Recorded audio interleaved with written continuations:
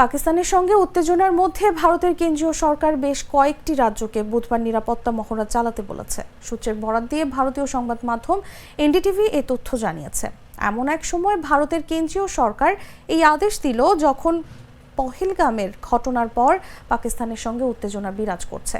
তাছাড়া এ ধরনের মহড়া ভারত সবশেষ চালিয়েছিল 1971 সালে, যখন দেশ দুইটি একই সময়ে দুই ফ্রন্টে যুদ্ধ করেছে। এদিকে সোমবার পাকিস্তান ফের ক্ষেপণাস্ত্রের পরীক্ষা চালিয়েছে। ফাতা সিরিজের এই ক্ষেপণাস্ত্র ভূমি থেকে ভূমিতে নিক্ষেপযোগ্য, যার রেঞ্জ 120 কিলোমিটার। সামরিক মহড়ার অংশ হিসেবে এই ক্ষেপণাস্ত্রের এই পরীক্ষা চালানো হয়। পহেলগামের ঘটনার পর এ নিয়ে দ্বিতীয়বারের মতো ক্ষেপণাস্ত্রের পরীক্ষা চালালো পাকিস্তান। এর আগে সিন্ধু চুক্তি বাতিল সহ বেশ কিছু পদক্ষেপ নিয়েছে ভারত। পাকিস্তানও ভারতের বিরুদ্ধে পদক্ষেপ নিয়েছে।